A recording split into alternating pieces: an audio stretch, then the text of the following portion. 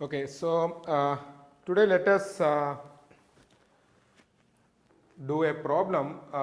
Basically, if you have different distributions, so many distributions, okay, there are different variables. Okay, instead of talking about the distribution initially, so let us have we have so many variables, and each of these variables are having different distributions, or maybe a same distribution, okay, can be different also. Now you have already seen some problems like there are two variables, what is the distribution of, if I have the addition of, because suppose there is a variable x1 and there is another random variable s2, what is the distribution for x1 plus s2? So now that number of variables are now going to increase, and say there are n such variables. Now I add each of them x1 plus s2 up to n xn. What is the distribution of that? Okay. So there is a one important theorem, that is, if the number of variables, suppose n, that n goes to infinity, that x1 plus x2 up to infinity, x means large lot of variables, and take a addition of those variables, and if you find out the distribution, that distribution actually tends to a Gaussian distribution or normal distribution. Okay. That is the reason most of the distribution what we see is basically a normal distribution. So so this is called a limit, Gaussian as a limit law. Okay. So for that purpose, let us do some simple problem initially, that is, consider a random variable x in the range, or in whether the variable x can take values in 0, 1, okay, between 0 and 1, and suppose p of x is equal to 1 for x between 0 and 1,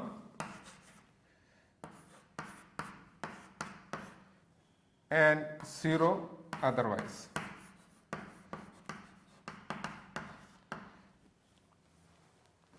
So actually x can be from minus infinity to infinity, but the probability density function is having a value only between x is 0 and 1, otherwise it is 0. So the probability to have any variable outside this will be 0. Okay, so the question is, suppose I have two such distribution, x and y, it's the same distribution, and want to find out what is the probability where z is equal to x plus y. So what is the probability to have for the variable x plus y? Okay. So or what is the probability density function for the variable x plus y? So what is p of z is equal to? Okay. So what do you do in this case? Because you already know something in the quiz, right? So what do? You have to integrate this from this, basically 0 to 1, 0 to 1, dx1 dy. So dx and dy you can put dy. Then what you do? P1 of x, P2 of x.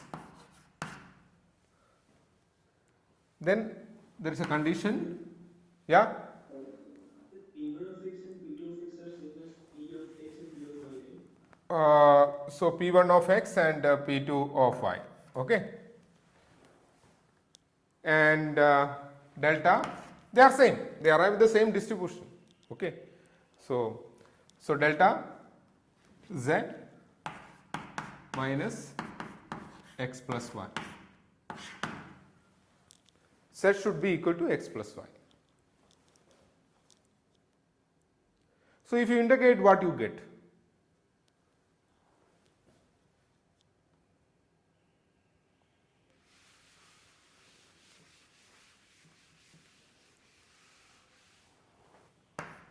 Can you just do that? It's a delta function. So you can substitute one of the variable s in terms of other one. So you can write down this s. By the way, what is this distribution is called?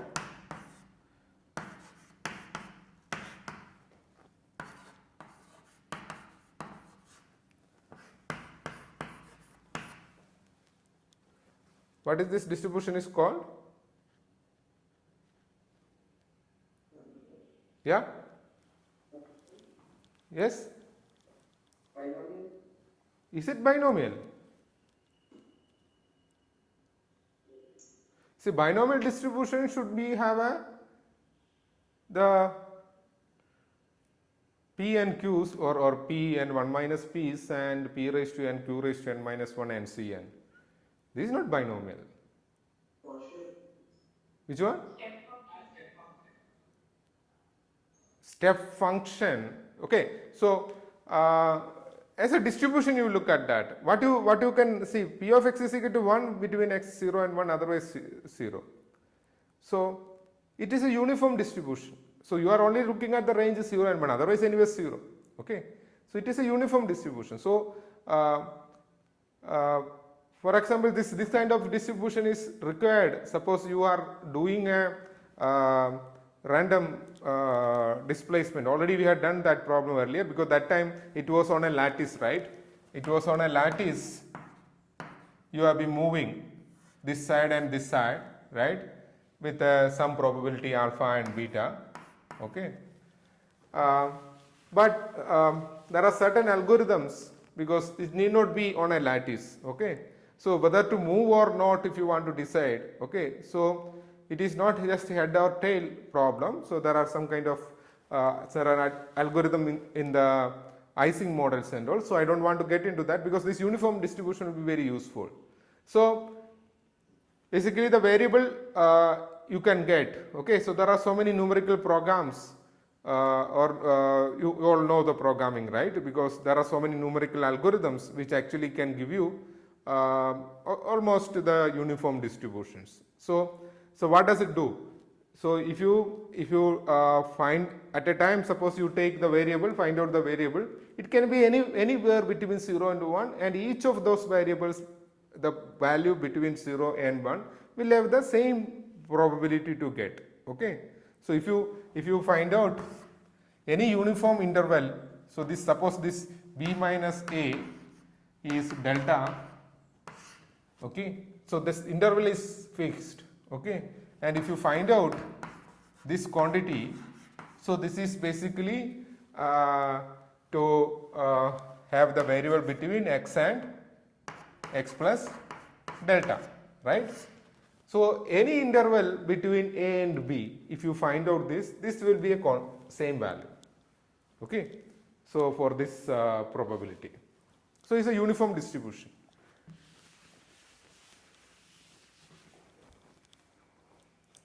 So here what you get, what you can do in the next step, you can write it as p of z is equal to 0 to 1, 0 to 1 dx dy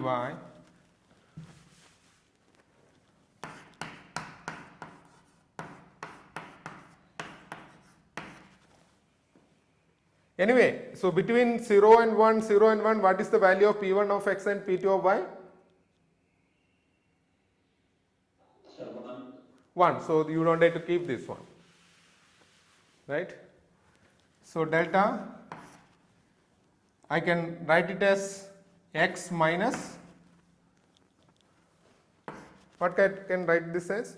Suppose I want to write it x minus, because I want to remove one of the integration first. So that this will be equal to x minus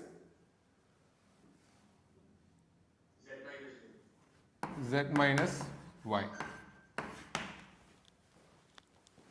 Everybody clear about that? Yes, sir. Okay. So now you can remove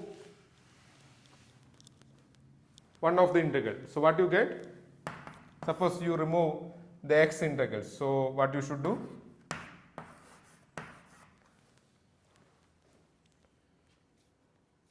So what will be 0 to 1 delta x minus z minus y? What will be 0 to 1 dx delta x minus z minus y? What is this equal to? That would be z minus y only.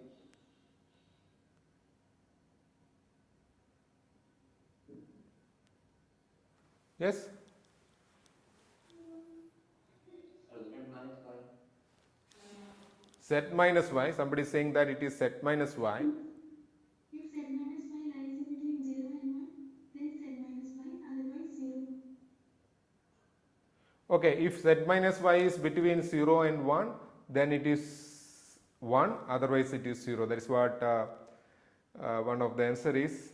So the next question is whether z minus y is between 0 and 1 always. Then you don't have to, yes or no? No? No, sir. So the domain of z is from minus infinity to infinity, right? Yeah? Z can take values between minus infinity to infinity. Okay, so now let us look what are the values z can take. Okay, that is very important. It will be between 0 and 1. What are the values z can take? Because x is between 0 and 1 and y is between 0 and 1. Then what are the values z can take? 0 to 2. Okay, so 0 to 2 is the z value. Okay, so z minus y can be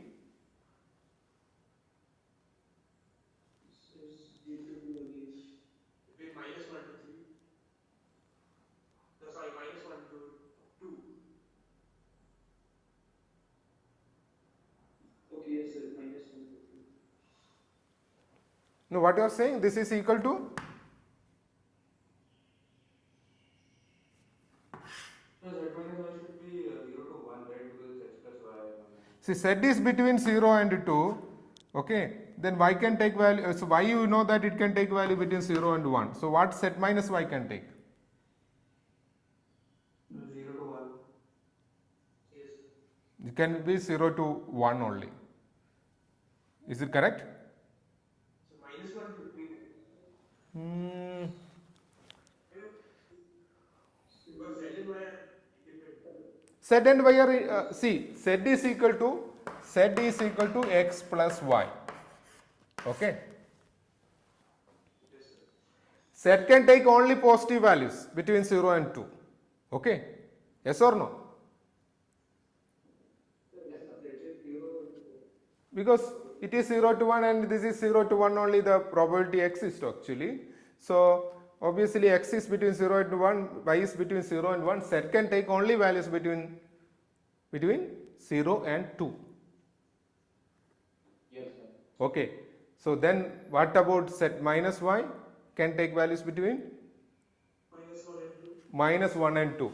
Okay, so minus 1 and 2. So that is correct. But z also depends on x, right? Yeah, Because z minus y is equal to x, so and x can take values between 0 and 1. s can take value between 0 and 1 only. Okay, And z minus y is equal to x. z minus y is equal to x. Yes, yes. So Or is that the condition what we are putting? what are you saying? So the domain of z minus y will be, is it minus 1 to 2 itself? No, I am asking that question. I am asking you that question. Okay. So you have to clearly find out what is the domain of z minus y. Domain of z is 0 to 2. What is the domain of z minus y?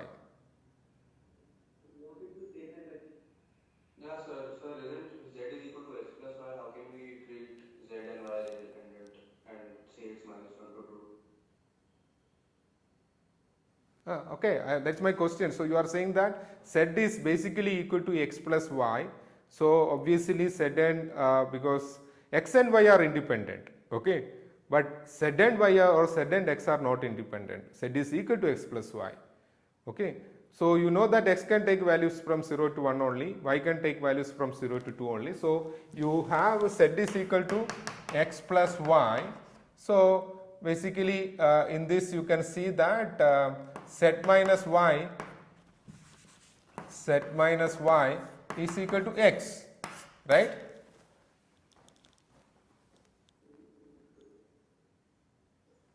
So x can take values from 0 to 1, then z minus y can take values only from 0 to 1. 0 to 1, but z can take values from 0 to 2. Okay, so obviously z minus y is between 0 and 1. Okay, so now see the earlier one of you was saying that this whether x is not between 0 and means z minus not between 0 and 1, the answer is 0, but not the case is z minus 1 is always between 0 and 1. So only one condition is there. Okay, so so now obviously, so what is the answer for this? Now, yeah. So but if z minus y is already equal to x, then why do we need a delta there?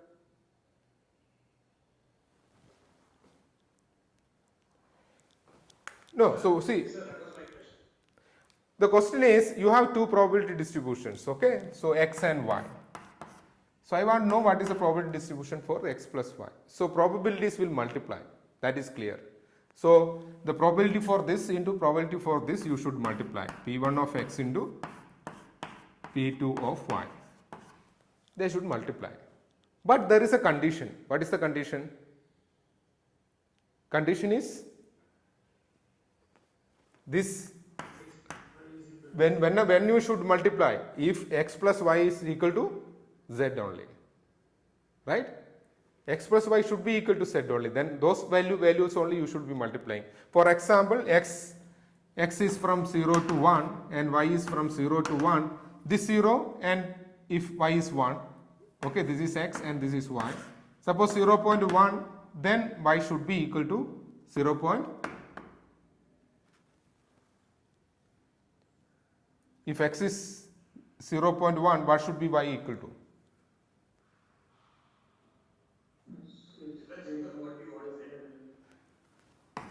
So z is equal to x plus y. Z value should be equal to x plus y. Okay. So can I take if I take 0, can I take any value of y? Should be 0 to 1. Any value between 0 and 1 I can take. But if I multiply that, but I have a condition, the value, the variable, so I am finding out the probability for z, right? Probability for z. So the z should be equal to x plus y. So that is the reason I am writing this condition.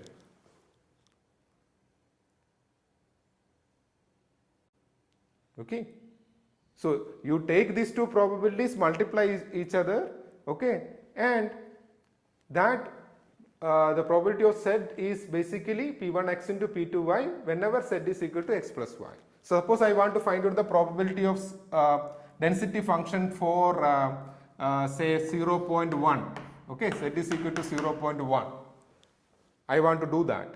Can I take any x and y?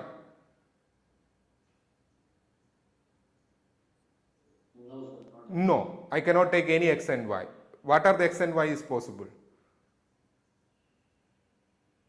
The sum should be this value. You can explicitly give me the answer. I want to find out the probability density function or find out the probability for the variable z is equal to 0.1. But I know that z is equal to x plus y. So now the question is, what is the probability? What are the values x and y will contribute to get z is equal to 0.1? It's x and y can be anywhere from 0 and 0.1.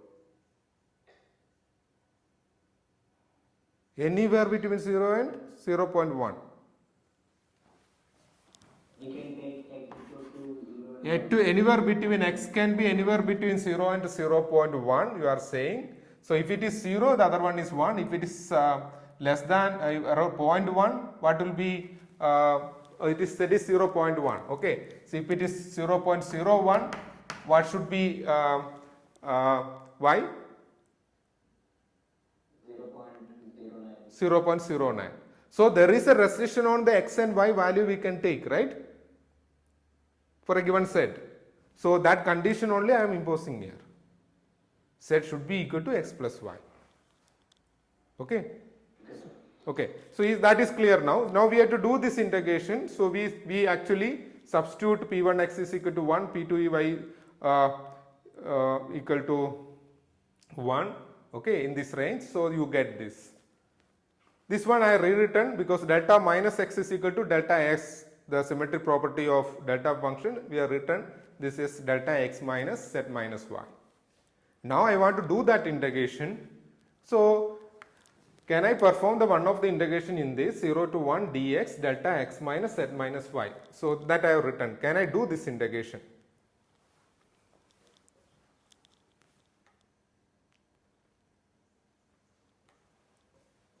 Yes, sir. Yeah. So what is this? You will give one. It is z minus. It would be 1. It is 1 always. Yes, sir. One. Okay, if it is 1 always, so what is the next one you get? So what you get next? P of z equal to 1. Yes, sir, P of z is 1. So is it correct? You think about whether it is logically correct to get any value set between 0 and 2. Okay, so you get the probability is same. Is that correct? Logically give me the explanation, not mathematically. To get any value between 0 and 2, okay,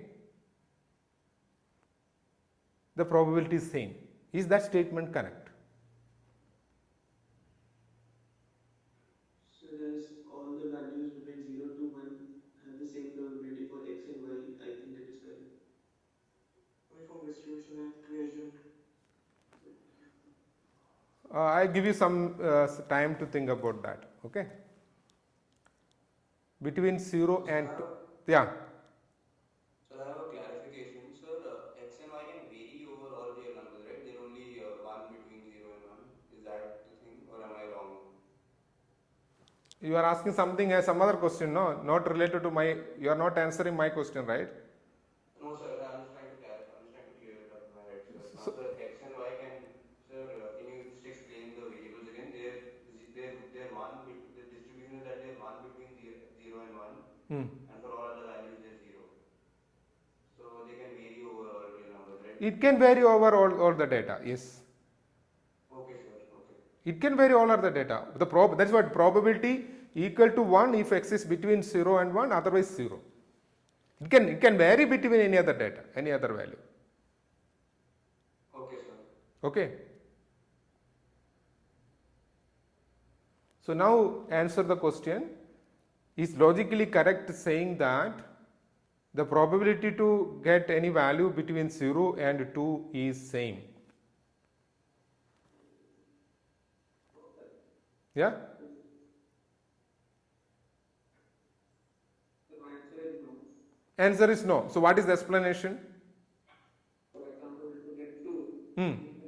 2 If you want to get to 2, there is only one possibility, right? X should be equal to 1, y should be equal to 1, right? There is only one possibility. It should be x is equal to 1 and y is equal to 1, then only you can get 2. But if you want to get 0.5, how many possibilities are there? Yeah? infinite. Infinite possibilities are there. So obviously the answer we are getting is wrong. So where is the mistake?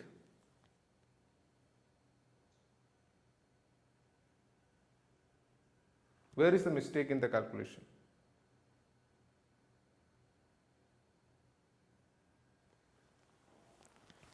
I want you to give me the answer. Okay. See, this is what you have to do when you get an answer. See, we have done it. Okay, 6 minus z minus y done, finally should be equal to 1. We got it. So mathematically it looks correct. When mathematically it is wrong somewhere. Okay. But at first sight it looks correct. So the region of integration is somewhere we made a mistake. What is the mistake we had done? Yeah. Is the limit of while you remove the delta function, Mm-hmm.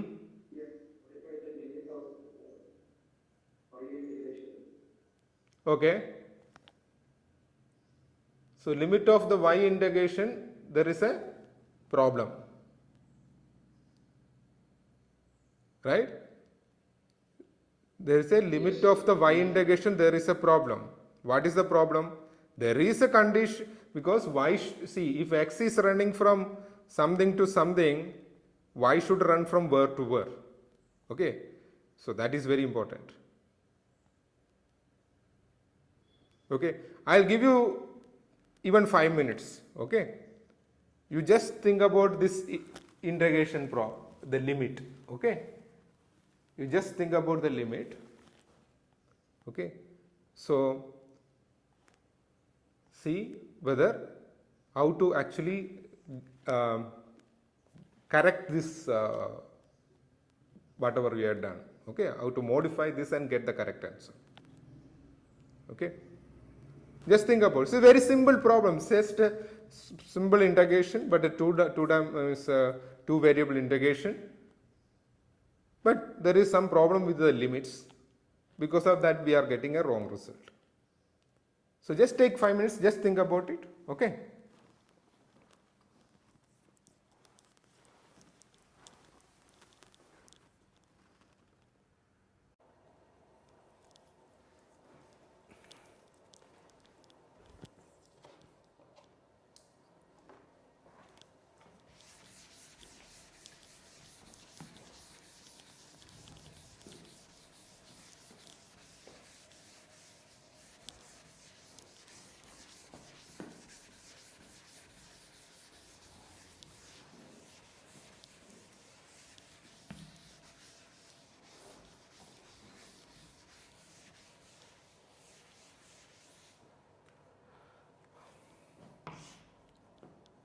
So you have this integral, but limit we have to set.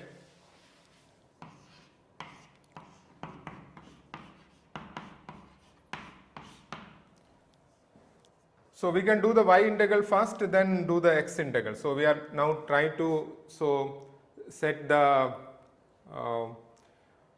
y limit, x limit. Okay. So what you are having is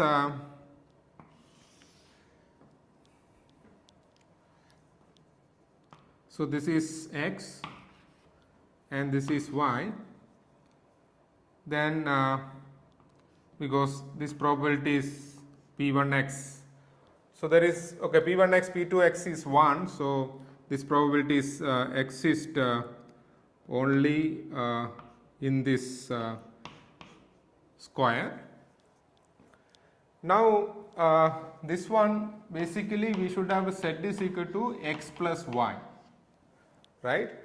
So if you look at that, so this is x is equal to set minus y, or y is equal to set minus x. So y is equal to set minus x line. So y is equal to set minus x line. So you can see that when z is equal to 0, it is y equal to minus x. So that is basically this line. When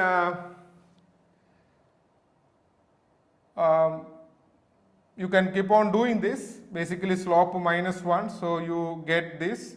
So when here, when this will the line will touch both these points, for what value of z? For what value of z? The z is equal to 1, right? So for z is equal to 1, this line will touch,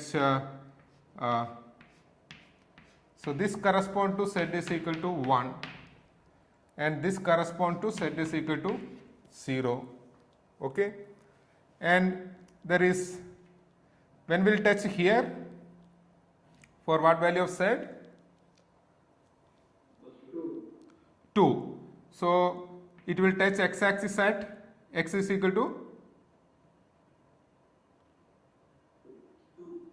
2 and y equal to 2. So this is another parallel line. Okay. So now you can clearly see this is, so this is 0, this is 1, and so this is line is z is equal to 2. So we know that z can vary between 0 and 2. So these are the basically the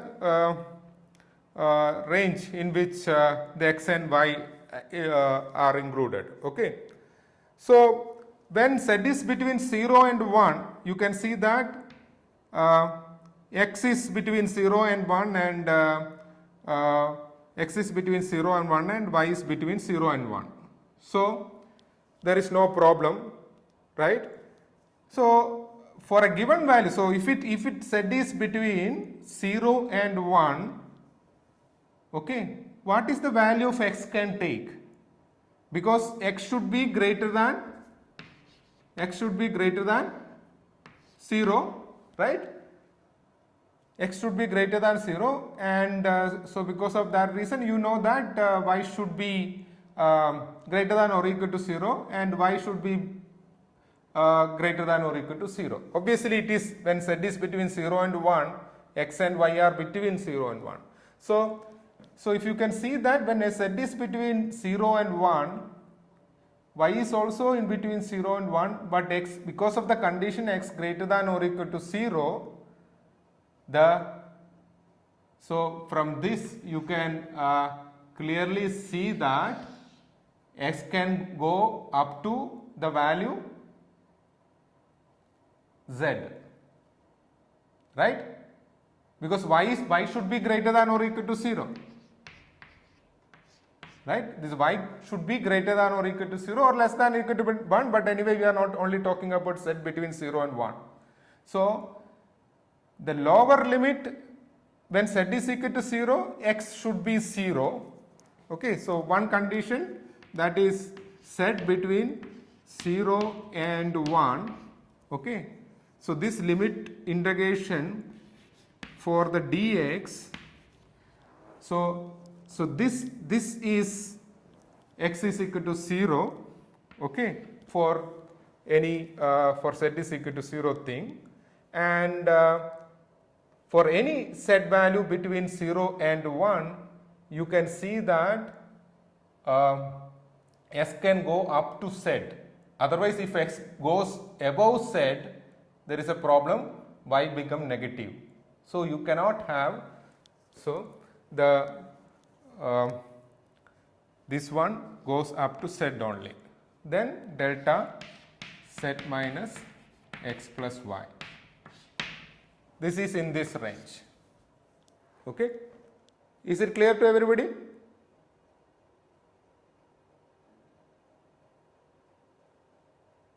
Sir. Yeah. Okay. So now second range, that is when z is between 1 and 2. So when z is between 1 and 2,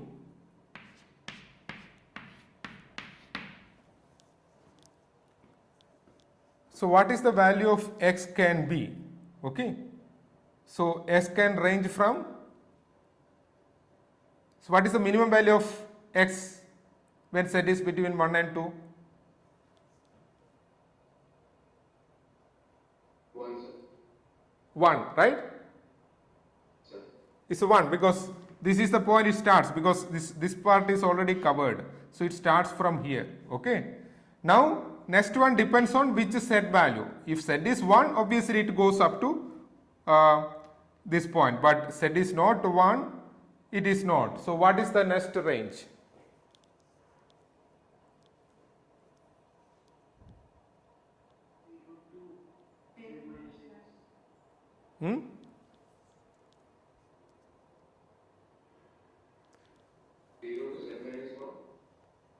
0 to x. See, x can't be taking 0. See, now you look at again same thing you look at here.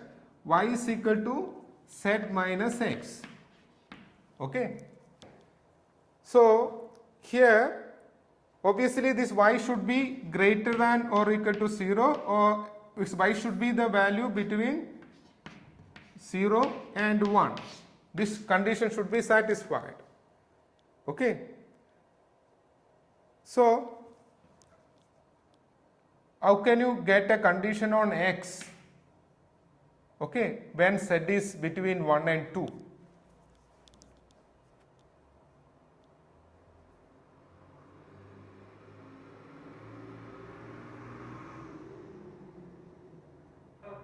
Yeah. Yeah. And the x on that line is, so y, that limit will be z minus 1. Okay. So z minus 1. So how will you put that limit now? Can you tell me? How will you put that limit? Whoever has done, they can tell me. Okay. So how did you decide the limit of the x? Y.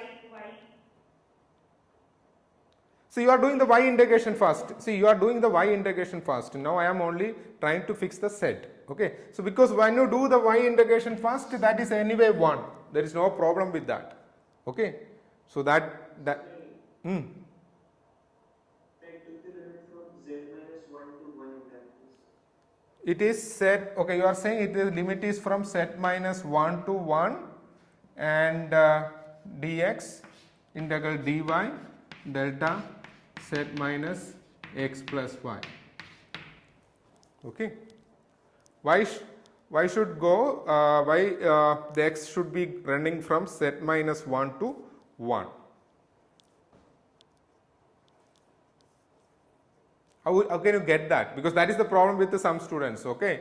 Because the first range is clear now between z is equal to 0 and z is equal to 1 because of this condition, and y should be greater than 0. X can go up to z only. X can't go above z because y should be positive. Okay. So that is the reason the limit is 0 to z in the range z between 0 and 1.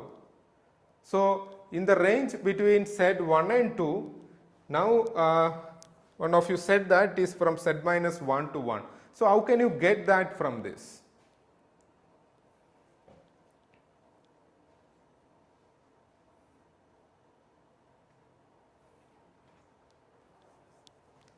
Okay, let us, yeah?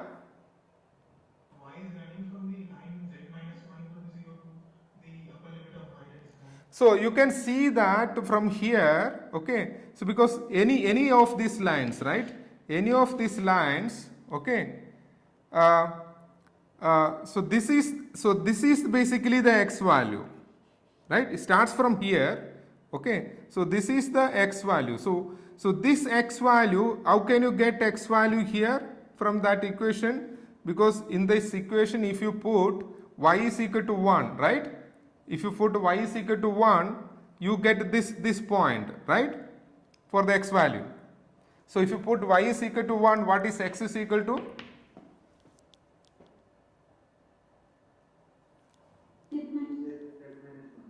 Z minus 1. Right? Excuse me, sir. Yeah.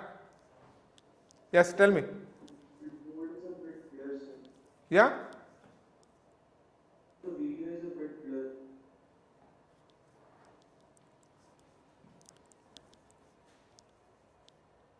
Is that is the case with everybody? Yes, sir.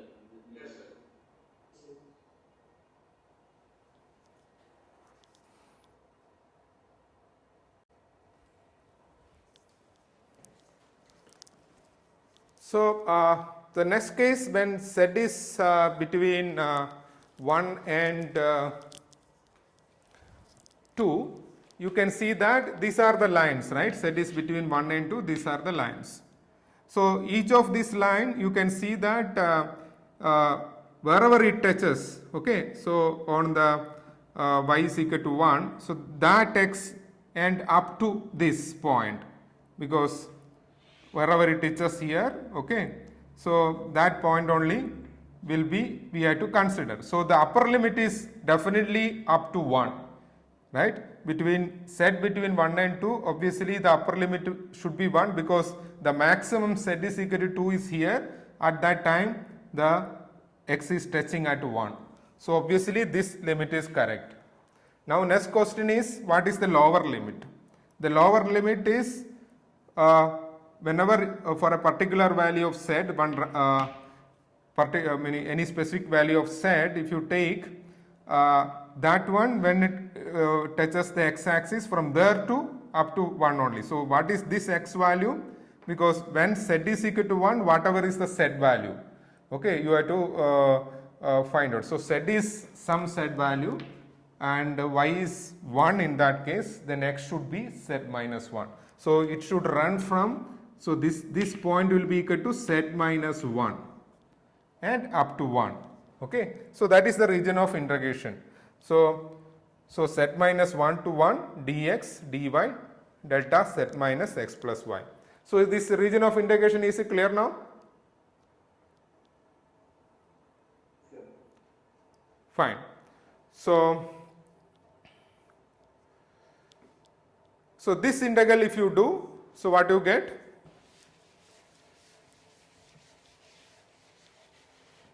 If you do this integration, what are you going to get? Because first one is just 1, so second one is 0 to z dz. So what is this equal to?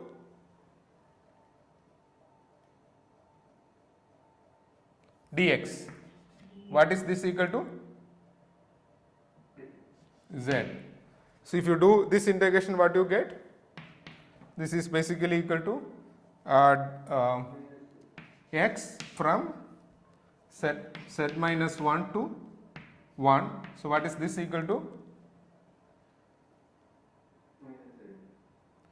2 minus z.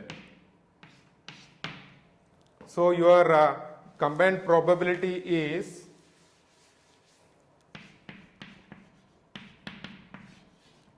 z when z is between 0 and 1 and 2 minus z when z is between.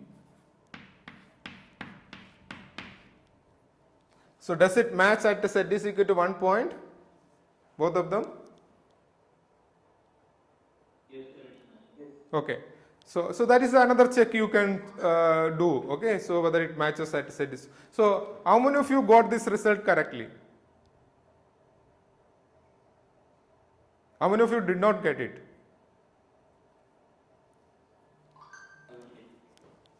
And now is it understood? Is it understood now? Yes, sir. Okay, so the region of integration is important. So you look at problems like this, okay, because this kind of simple two-dimensional integration looks simple, but the problem is the limit is very important, because whatever we have done there, because the probability is existing only in this range, so you have to look at the lines, okay. So only this x and y should be inside this, okay. So accordingly you have to decide the limits, okay.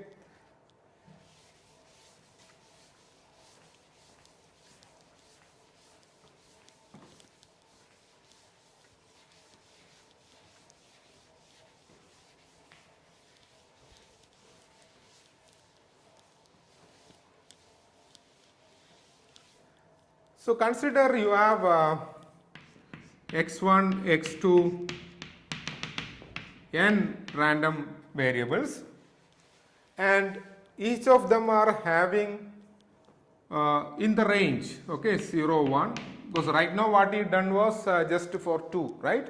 You have just done it for x1 and x2 in the 0, 1 range. So I am saying mu equal to 1 by 2. The mean of each of this random variable is 1 by 2. So what will be the standard deviation or the variance? What will be sigma square? Where p of x is just 1, okay. The probability density function is 1. So what will you get sigma square as?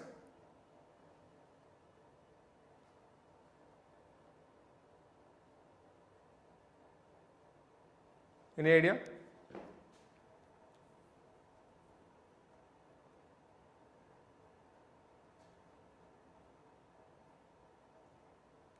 So some random variable x1 is having a mean mu is equal to 1 by 2, and I am asking what will be the sigma square.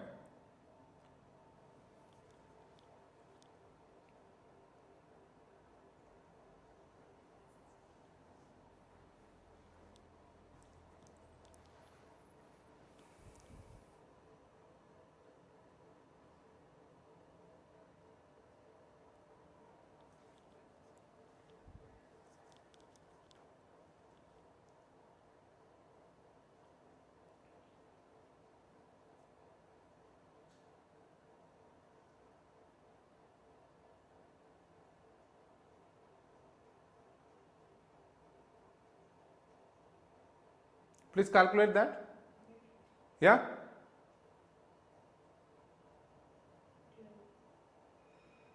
$12. Can you be louder?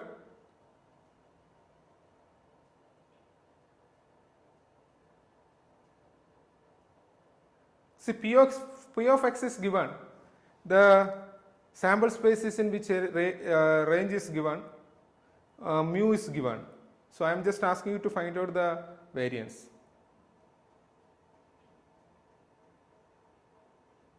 How will you find out the variance?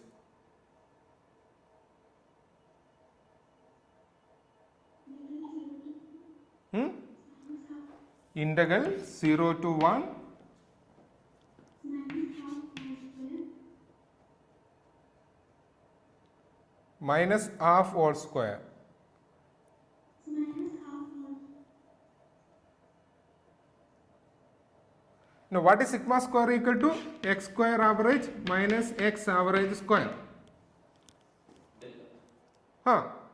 So this x average is given as 1 by 2. So second part is clear. So we have to find out x square average. What is x square average? 3. Yeah? What is this equal to? By 3. 1 by 3. And so this is 1 by 3. See, this one you don't have to give, right? Mu is equal to half, you don't have to give, you can calculate. But how will you calculate average x?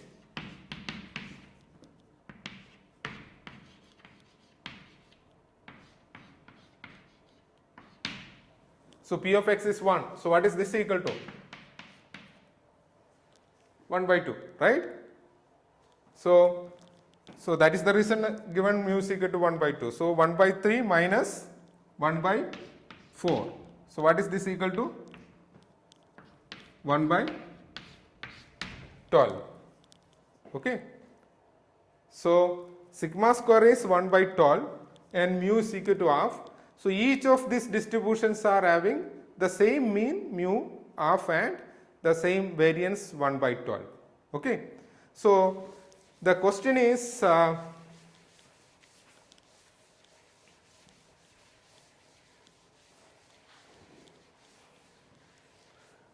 so there is a random variable which is basically equal to the sum of this random variable plus xn minus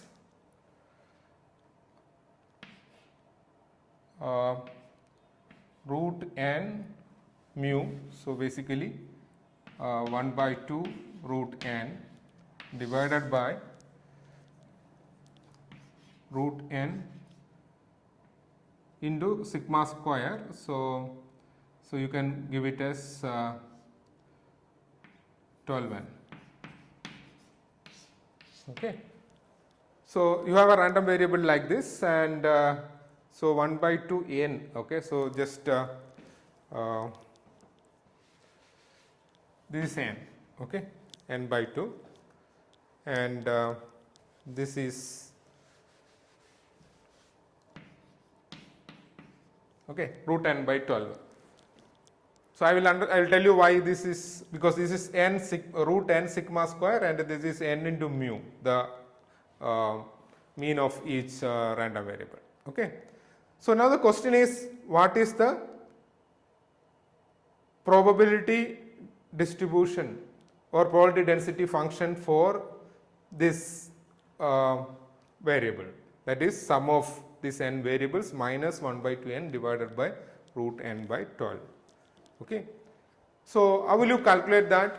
Can somebody tell me what you should do?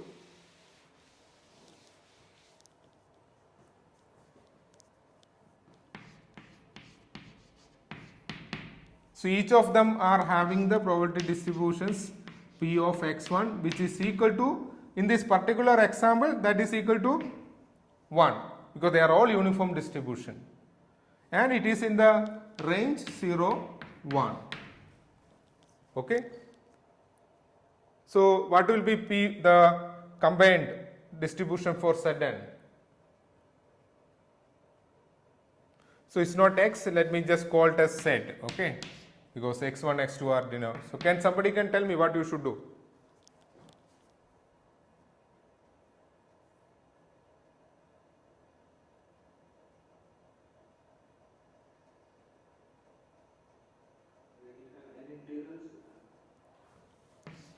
Integral dx1 up to n integrals. Then obviously p1 x1, p1 x2, all these things are 1. Then what at the end we should give? Delta Z minus this Zn. Okay. So Zn is basically this one, x1 plus s2 plus s3. So this should be equal to x1 plus s2 plus s3 plus up to xn minus 1 by 2n. So what you do here to get this?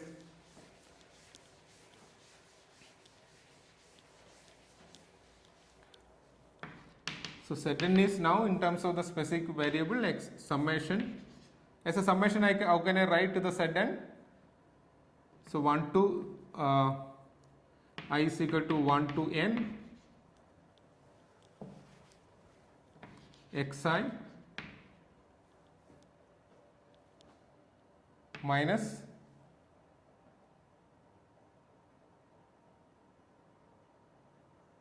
what is Zn is equal to?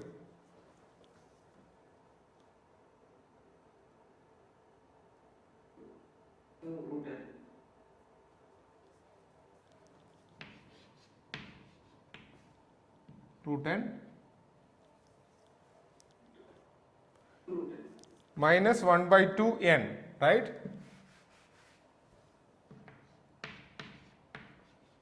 Is it correct?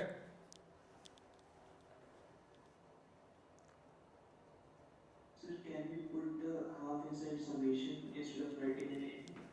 So if I put half, just half, is it correct? Yes, sir. Okay, fine. Okay, so how will you do this integration? Sir, Hmm. the denominator would also be Denominator term. 4z. Under root n by 2. There is a, so that is a common now. So Zn is equal to 1 by root n by 12, right? Yeah. Okay, fine. So how do you do this integration?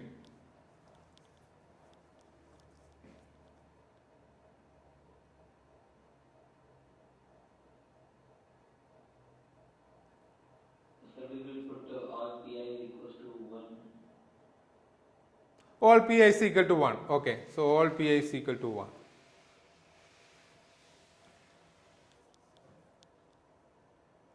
But obviously in this case, because you have seen already in the case of two integrals itself, the setting the limit was not that easy, right? Yes, sir. So now this is n such integrals, so setting the limit won't be that easy. Okay. So what you have to do is you have to write down the integral representation of the delta function. So what is the integral representation of the delta function? What is delta x is equal to? We have done it early, right? Have we done it early? No, sir. No? Are you sure? As an integral? They are saying no. Integral of delta x minus x naught equals to 1, that we have done. I am saying that integral representation of the delta. See, we have seen so many representation of delta, right? As sine, as a single function, sine x by x function, e power exponential minus x square, you actually converted into under some limit it goes to and under the limit it goes to infinite limit it goes to delta x, that width one. Okay, and so many functions we actually have under certain condition goes to delta function. So have we done any because I don't remember, that is what I am asking, because there is an integral representation for delta function as dk e power ik z. Have I done this earlier?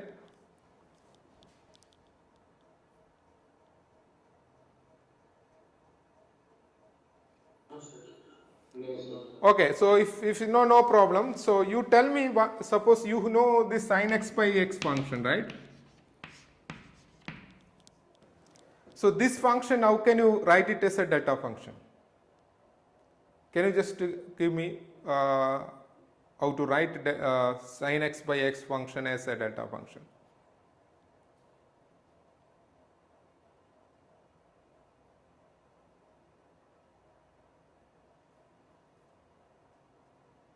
There should be some constant coming into that sine function, then that constant limit to something, then you can write that sin x by x as a delta function. So we can write by multiplying it by 1 over pi, Mm-hmm. then sine of x upon epsilon.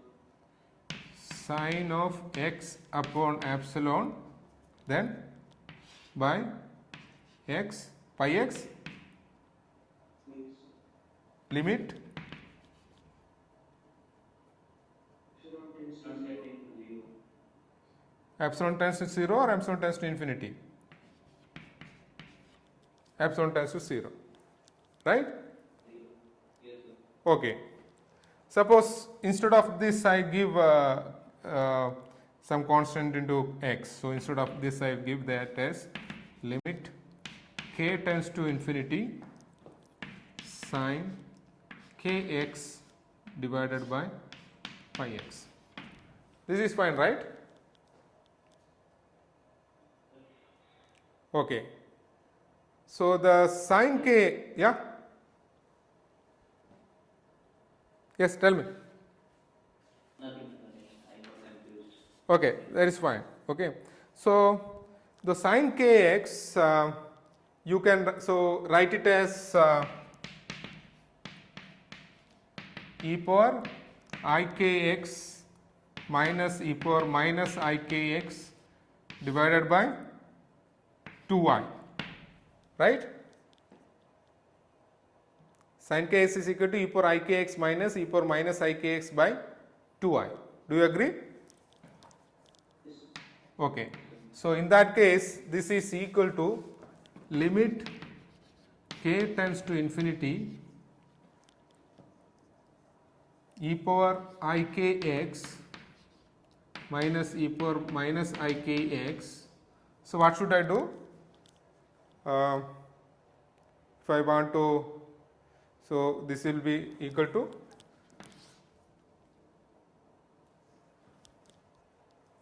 to I pi.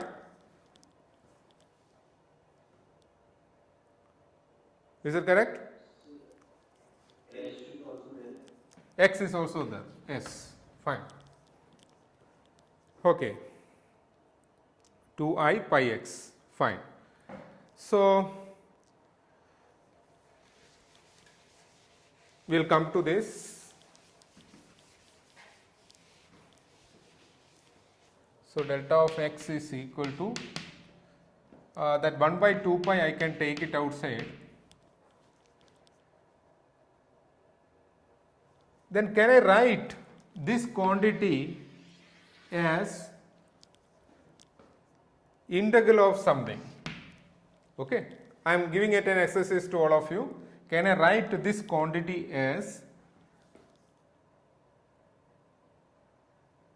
integral dk? Okay, at least I can give you that. Okay, or some say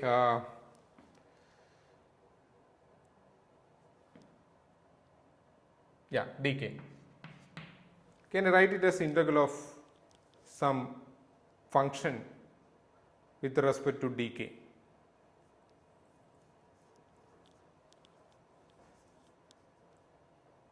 So basically there is a limit to k tends to infinity. Okay.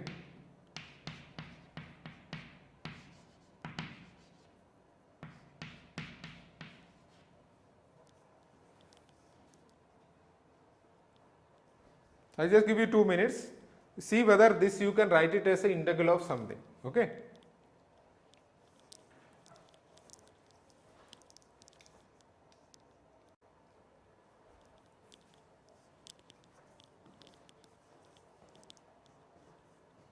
This k need not be this k. Okay. So you have to think about the limit, because this, okay, you forget about k.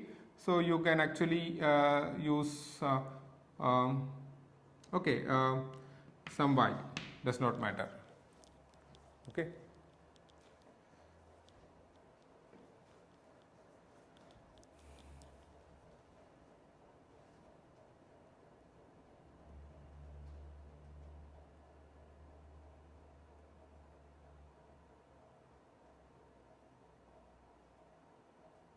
We can write it as e to the power minus I y k. Minus I y k. Is k Sir, x X x I x y. Okay. So what is the limit? this k to k. Minus k to k.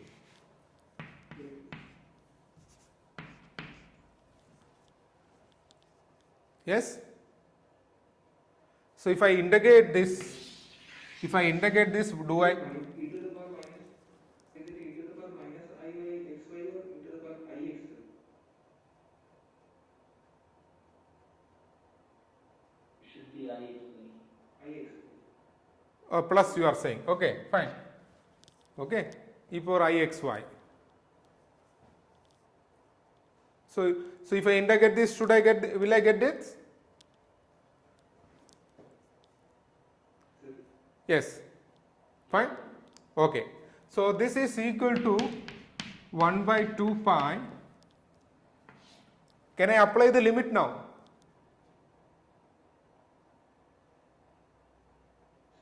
Yeah. So what you get? Minus infinity to infinity dy e power I x y. Okay.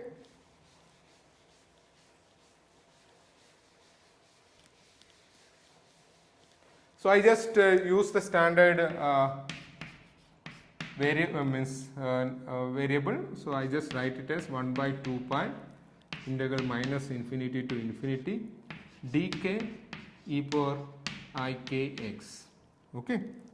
This is the integral representation of the delta function. Okay. So have you done the Fourier transform, the BTech students?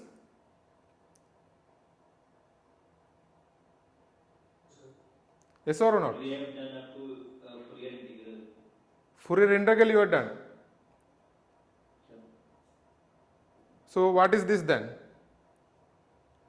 It's a Fourier transform of which quantity?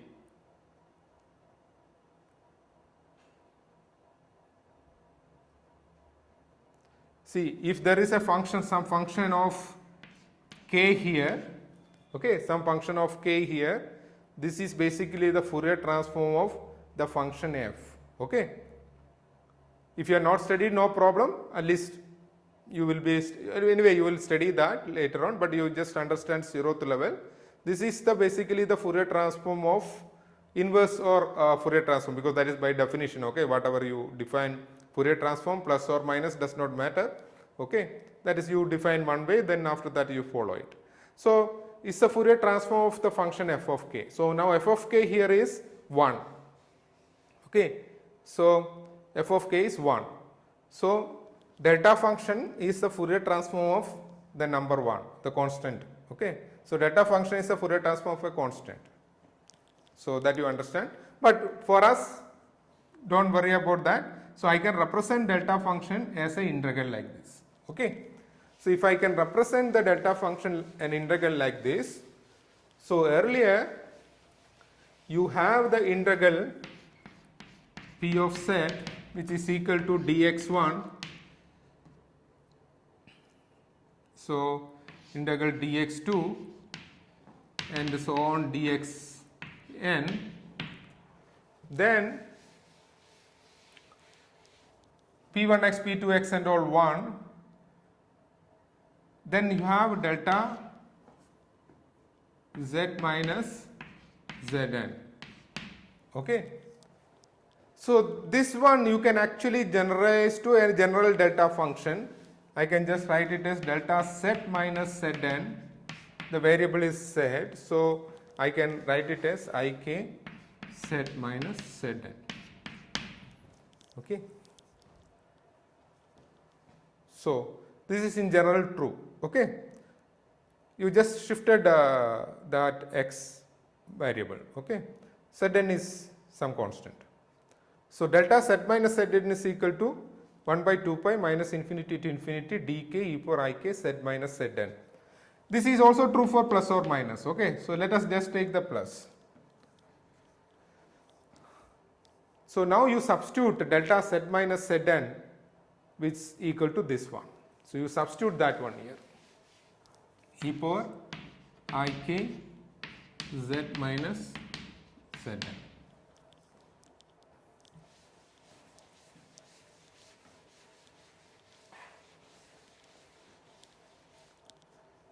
Integral dk minus infinity to infinity. I am just delta function now I substituting as an integral form, okay, dk e power ik z minus zn. So all these limits are from 0 to 1. Now I can simply write that dk integral here, then e power ik z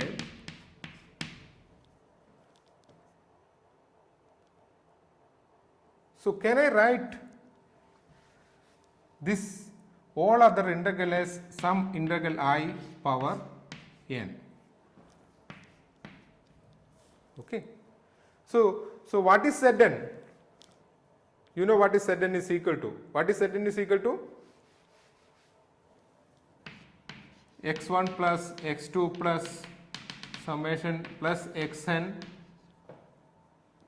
minus 1 by n by 2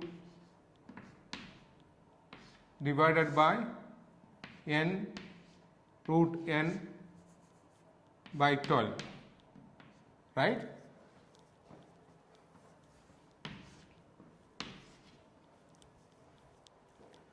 So there are n plus 1 integral, that one is the k integral, then there are n integrals. So whether all those n integrals are same?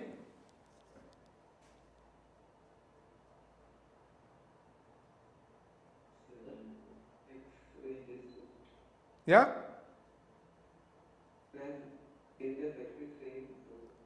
Range of x is same, 0 to 1.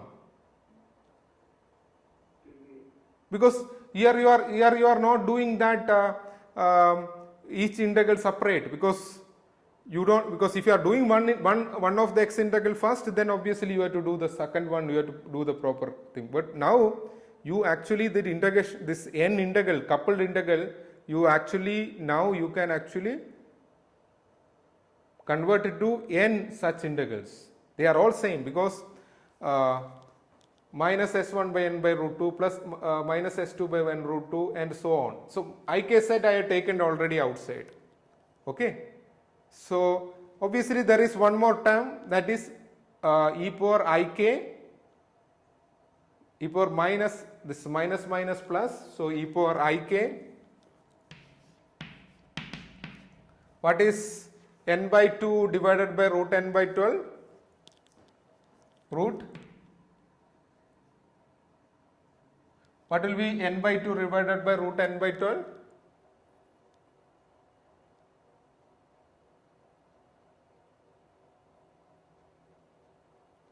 Please switch on all of you. Yeah? Yeah? 3 root n or root 3n? Root 3n. Is it correct? Okay. So then what is I equal to? What is I equal to?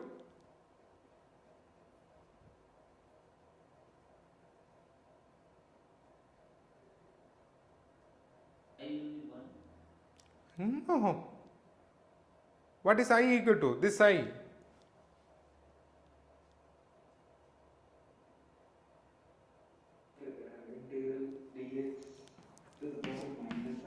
Integral dx e to the minus ikx divided by root n by 12, right? Correct? Could you please explain why I equal to this value? See, this is the full integral. There are n x integrals, one k integral. So k integral I have taken it here, minus infinity to infinity dk. Then in this exponential I have e power ik set. Anyway, that does not depend on x, right? So I can write it here, e power ik set. Then there is another one which is independent of x, that is basically the minus plus n by 2 divided by root n by 12, that is e power ik root 3n. So that last term is also independent of x.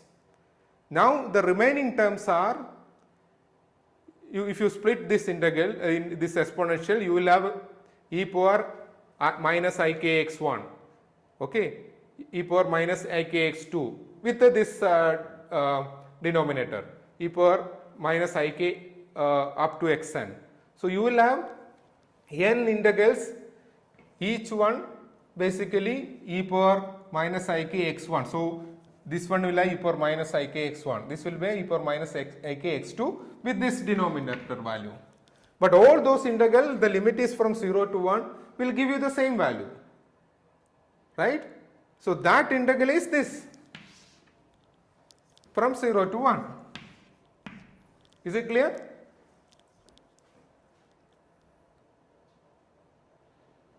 Is it clear?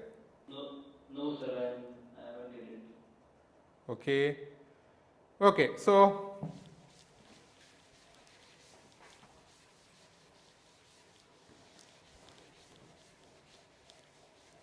yeah, just give me 1 minute.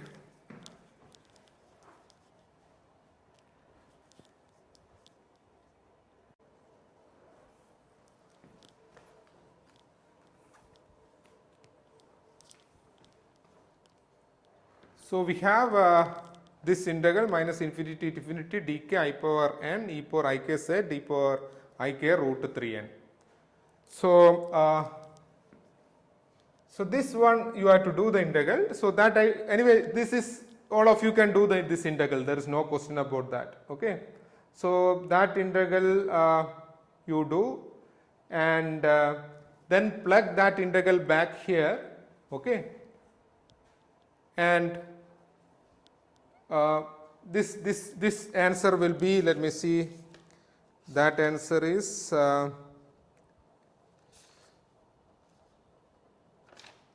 yeah. So this answer is equal to e power minus ik root 12 by n minus 1 divided by ik. Okay. Now this power n you substitute here. If you substitute that one there, again that integral also you can perform, because Excuse me, sir. yeah, Sir, in the I integral, outside the bracket, root n by 12 will also function. outside the bracket root n by 12. It means the result you are talking about? Sir, yes. Okay, result minus IKS root 12 by n and minus, yes. So there is a here, no? Is it fine? Right?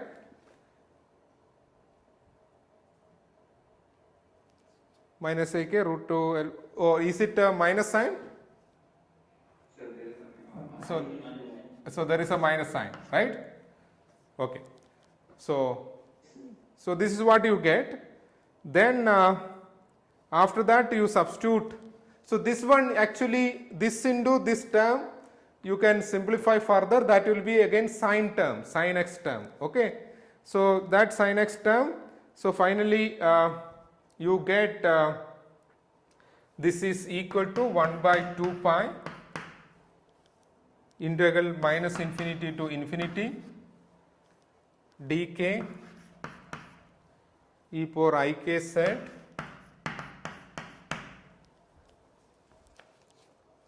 so this into this, okay, will give you sine k root 3 by n divided by k root 3 by n power n. Okay. Now you take that n tends to infinity. Okay. So limit n tends to infinity. You can write down this sine k root 3 by n divided by k root 3 by n as limit n tends to infinity, because this n is very large, so I can truncate to, because sine is a sine series, right? So I will have a first term k root 3 n by k root 3 and that will be 1. The next term will have a k square term and so on. So I truncate this to up to the second term. So you can get this as 1 minus k square by 2n power n. Okay. So limit n tends to infinity, this term will be equal to so this one is e power minus 1 by 2 k square. So this is exponential function. Okay. So this sine term at the n tends to infinity, because you are taking n such variables, n random variables, then you get that as e power minus 1 by 2 k square. This that you substitute here.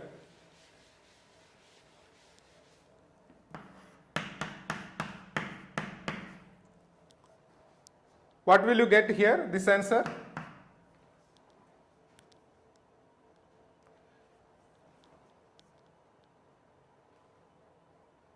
One by 2 k square, okay, not z square. What is this equal to?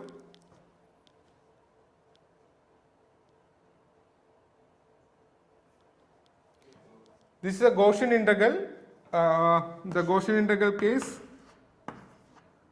dx e power minus ax square plus bx is equal to root pi by a, where a is positive, b can be complex also. This is equal to e power minus b square divided by 4a. Okay, minus infinity to infinity. Yeah, Sir, I think it should be e to the power b square upon 4a. b square upon 4a. 1 second.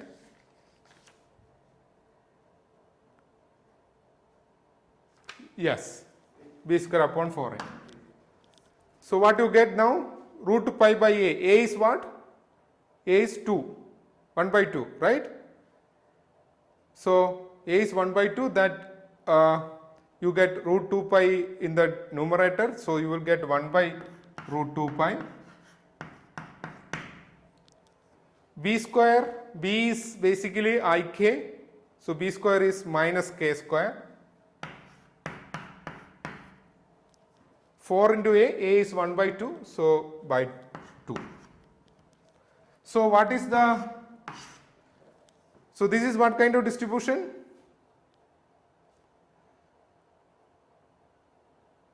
One second, this is z square, because b is iz, okay, because this is a k integration. So what kind of distribution is this? Yeah? Yes? Gaussian distribution with what is the mean? Mean is 0, and what is the variance? Variance 1. So you have seen that there is a distribution which is not at all a Gaussian distribution, uniform distribution. When you added that one, so identically distributed random variables, okay. So they are all same, means each of them are having actually similar distribution and same mean and same variance. And now you see that when you added them, and you are getting the distribution which is a Gaussian with mean 0 and variance 1. So it is true for any such a distribution, not just a uniform distribution, okay. You take any similar distribution, identically distributed random variables, and you take, there are infinite, because n, that number of random variables, take it to infinity, then the resulting distribution will be a Gaussian distribution. So it is called a central limit theorem, okay. So if you have a identical distributed random variables which are all having the same mean and variance and same distribution, and the sum of those distribution, okay, will goes to a Gaussian distribution. So now you can take one exercise such a way that instead of uniform distribution, you take Gaussian distribution itself. Each of that random variables are Gaussian distribution with mean is equal to mu and variance is equal to sigma square. Now you do the same calculation.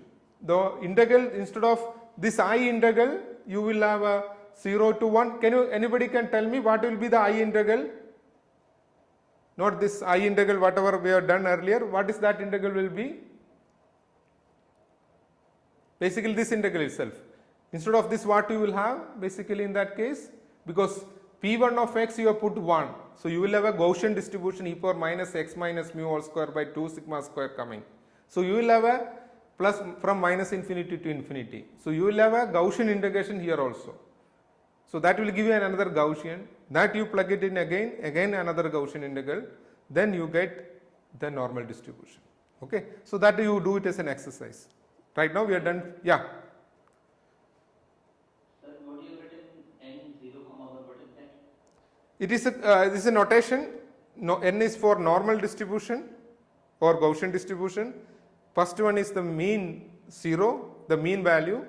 Second one is the variance. So this is usually the notation in the textbooks. if you see something like this mu, okay. So the first is the n denotes the normal distribution. First one says what is the mean, second one says what is the variance. Okay, so 0 mean and variance 1. So you repeat this calculation for a Gaussian distribution. Each of the random variables are Gaussian. See whether you are getting finally a Gaussian distribution or a normal distribution. Okay. So any question? Yeah. When we took the Zn variable, we took the sum of x and then minus mu into n. So is there any significance for minus mu n? So see, if you that is basically x1 plus etc plus xn minus basically, okay, when you do the other calculation, what you have to do is you have to do this, okay, minus mu n, mu is the mean, divided by root n sigma square, where sigma square is the variance. So for Gaussian you have to do with this, because this also you have done the same thing. You substituted mu is equal to half, that is the mean for that particular distribution, and sigma square is equal to 1 by 12. Okay, so why this is happening? You look at, don't do any calculation. So each of them are having mean. What is the mean of each of this? What is the mean of each of these terms? Mu. So there are n such variables. So what will be the total mean of the n variable? N times mu. If you subtract that, what is the resulting distribution's mean? Mean? 0. So to get that 0 only we have done this. Okay. Without this also you get the same Gaussian distribution at the end, but the mean will be slightly different. So you may not get 0 and 1. This n sigma square also to get the proper mean with the variance. Okay. So without this, and this is the actual physical problem will be what is the naturally what you will have a n such identically distributed distributions. Finally you get when there are a lot of such distributions, you get the limit as a Gaussian. You may not get mean 0 and variance 1. But for our calculation purpose, we just subtracted the total mean and divided with the n sigma square term. That will guarantee that you get at the end the mean is 0 and variance is 1. Yeah. So any other question?